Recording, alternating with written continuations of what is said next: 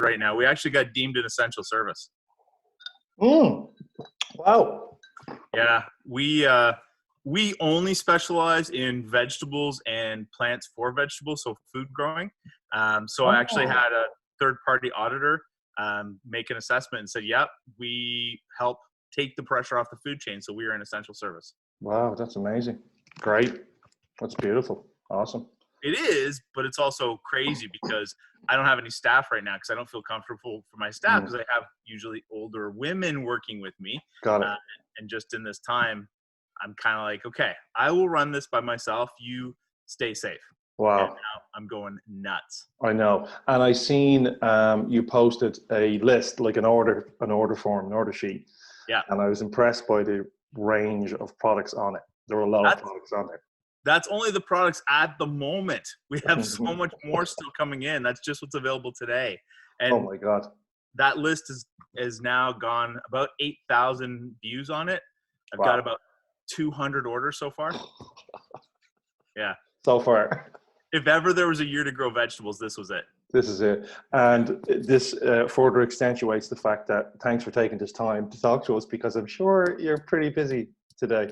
It's been, I mean, it's rewarding at the same time, but it's also absolutely intense. I almost feel like vegetables have become the new toilet paper. Everybody wants to start a vegetable garden this year, and I love it. It's huge. I mean, I know.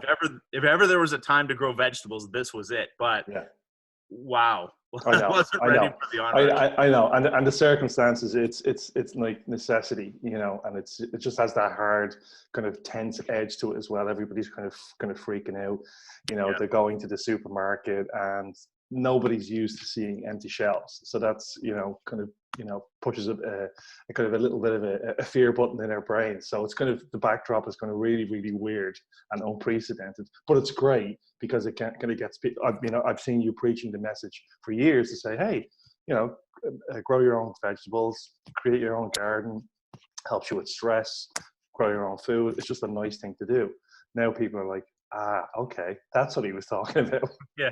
Well, when I started the book and I was working with the editor, they were kind of like, well, what's the direction of this book? We want you to do a gardening book, but what direction do you want to take it? And I said, we should write a book on how to survive the zombie apocalypse. Wow. Little did I know. We got everything except the zombies. Yeah, literally. And now what's very interesting for me, and it's going to be a little scary for people going forward, at the moment, the grocery stores have lots of produce. Yes. But this is going to change over the next 2 to 3 months. And food prices, fresh food prices, are expected to go up 8% in our area. I know. Yeah.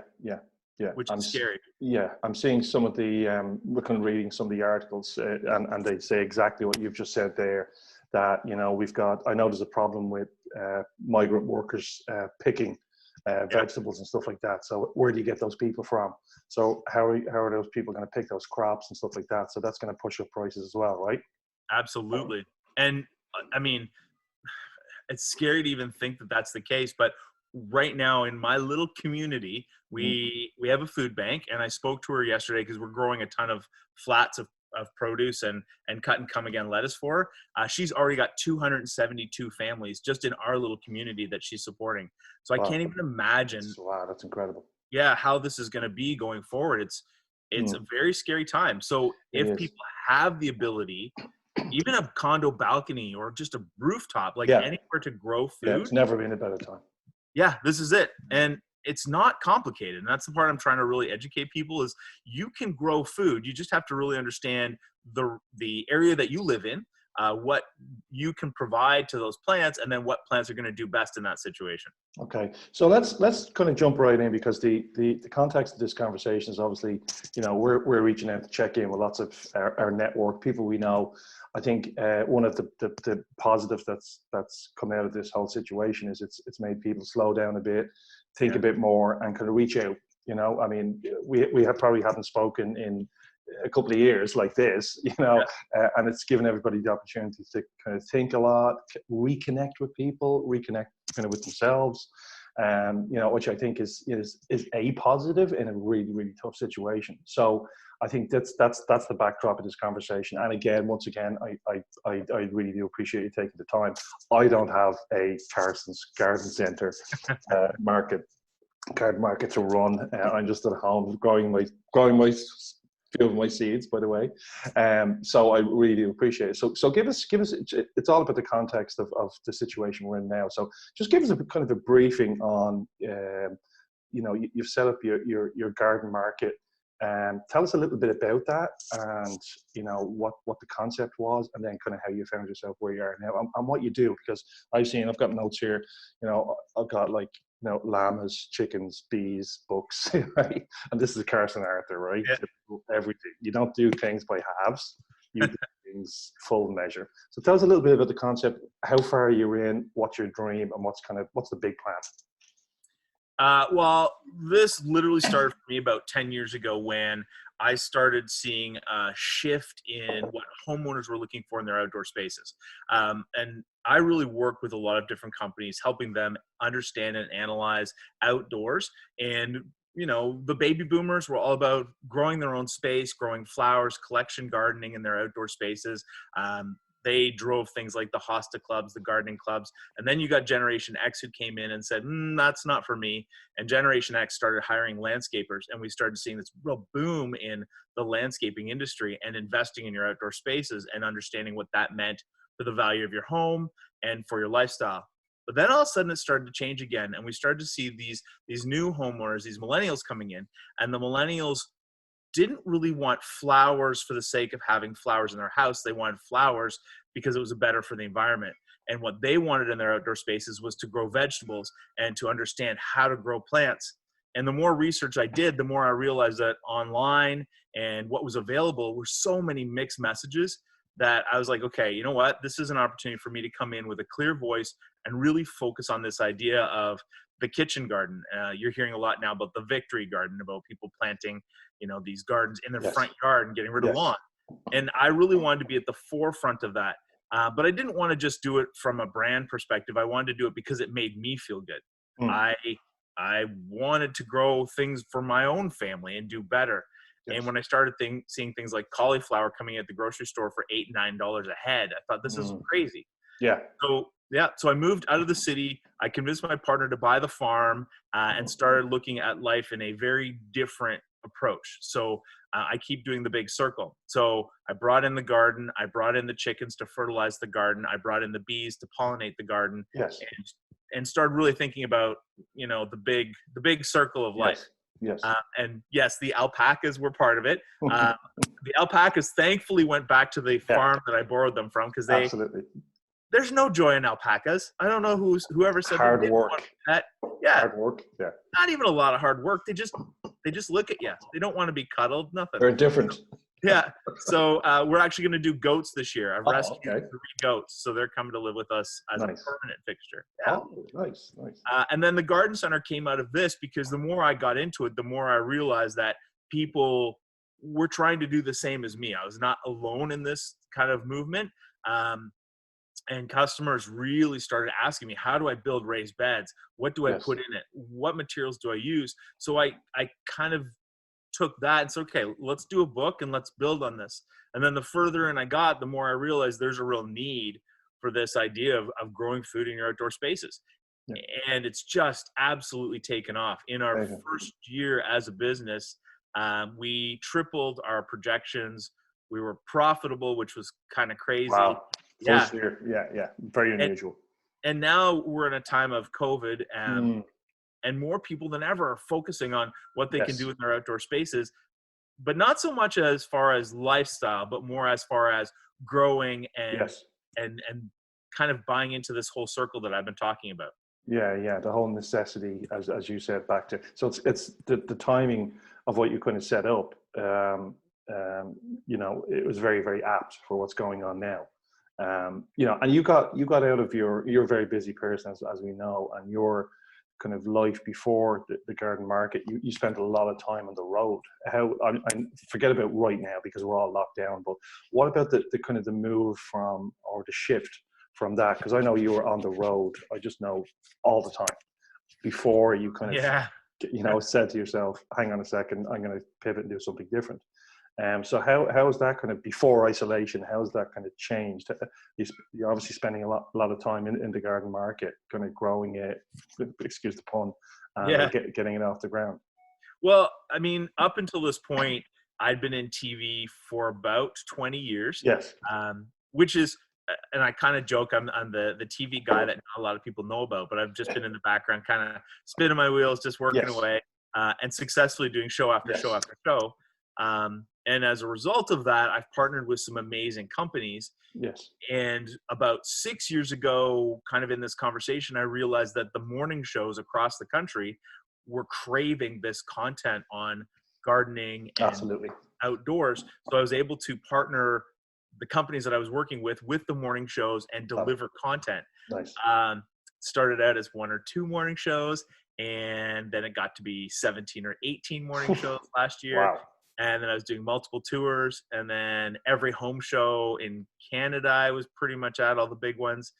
So there was just a point of which I said, okay, I need to step back and reassess my life and what I want. So I got married, bought the farm, decided, I'm just going to enjoy life. And if I get fat and lose my hair, I'm not going to care about it, and just, live Enjoy the it. fullest life that I can. Got it. So your primary, activity and your primary goal in life is to just connect with as many people as possible through the garden market, and just grow that whole network, right? Yeah, I'm starting to realize that I still have a radio show. I still have a few other things where I'm doing mass conversations. But for me personally, the one-on-one time, the ability to answer somebody's question face to face or even online, just one-on-one though, is a lot more fulfilling than me going on Got TV it. and maybe reaching 250,000 people, Got but it. not having a face to any of them. Got it. And you obviously use social media a lot as well to kind of, and I see those kind of conversations where you're one of those people who, and this is what we always advise, you try to get to every comment and answer every question. So you must be getting a lot of questions these days about what we just spoke about the vegetables and grow your garden and stuff like that.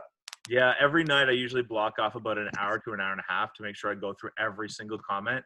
I just feel like if somebody took the time to reach out to me to ask a question, it's the least I can do to respond in kind. So I just try and make sure that, everybody feels like they're getting what they asked for from me. Exactly. And back to the comment I made earlier, it's a time where we're all feeling we need to kind of connect more with human beings because we're in this isolation. So it's uncovering that need again, which I think is a positive byproduct of this really tough situation. So tell us very quickly where you're based, and how people can get in touch with you, your website, stuff like that. And again, just remind people what are you doing right now in terms of what services you're providing? Right. So I decided, my partner had decided about 5 years ago that we would relocate to Prince Edward County. Wow. And for the people who don't know where that is or aren't familiar with it, we're 2 hours east of Toronto, 2 and a bit west of Ottawa, 3 hours west of Montreal. And we're in this little area sort of south of Belleville in this big island, so to speak, in Lake Ontario. And what they discovered was this is a great grape growing area. But historically, this area was one of those that grew a lot of fruit and vegetables for the ships, for the sea captains. Wow. Yeah. So, and it supplied the base at Kingston as well. So it's a great growing area. And I decided this is where I was going to relocate to.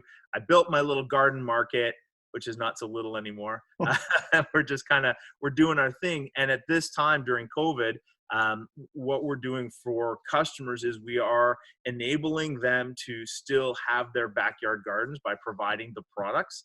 So seeds, plants, fertilizers, but I focus very much on the organic side of things. Okay. So you'll see very few chemicals in this space. Okay. I also try and provide solutions for insects and pests and all the other things that are organic solutions. So I've done a lot of research and use my kind of expertise. Yes. So we do curbside pickup. We have an order form online at our Facebook page, which is Carson's Garden and Market, or you can reach me at carsonarthur.com. All of those options work. Okay. We are going to, when this video is up, we're going to put the link in our bio on Instagram, and we'll share your link as well. So thank you.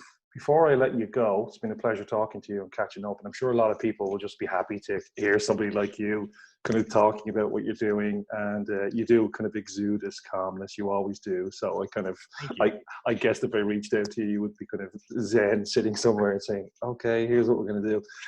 I'm gonna ask everybody, because we have a series of interviews to do with kind of outdoor lifestyle, kind of family people. And one of the things I wanted to ask is, what advice would you give people who are sitting at home? It's been weeks now, probably a few more weeks to go. It's a tough time. So, I mean, could you give any advice to people out there who are, who are looking to keep themselves busy mentally and physically? Yeah, I find that one of the best ways to care for yourself or to look after your own mental health is to look after something else. So often, if it's your children, you're focusing on your children, that keeps you going day to day. Pets work really well. But for those people who feel really alone, believe it or not, looking after plants and caring for plants gives you that sense of, purpose again. So look at your house, look at the opportunities that your space provides. Really, all plants need are three things to grow: soil, water, and a little bit of sunlight. So if you can find a sunny window, you can order soil online, you can get seeds online, you can start growing things right away. And I promise you'll feel more fulfilled every day that you look at it and just see the growth in that plant. Yeah. Well, we certainly have. We're not big gardeners. We just moved house. We got a bigger garden this year, but we just decided with the family as a kind of a therapeutic thing to get some seeds. So we did that, and we're now addicted to looking at the plants, the seedlings every day, and to see them growing. And you're right, Absolutely. it is a way to care for something else, and to basically put your energies into something positive. So I think that's great advice. Thank you. So I want to say thanks very much for connecting with us and giving us a little bit of a slice out of your day. Because I did expect that you were, we've been watching you online, and I did expect that, you're going to be very, very busy. So stay safe. Thank And you. we'll definitely get up to you when this all passes. Everything passes. It will pass, and we'll get through it. So thanks very much. And again, we'll post, for anybody watching the video, we'll post a link to Carson. We'll put up his order form and stuff like that on our various social media pages. And thanks very much again, and have a great day, have a great week, and we hope to talk to you again soon. Thanks, Alan. Stay safe with your Take care. family as well. Thank you. Take care. Bye. Bye.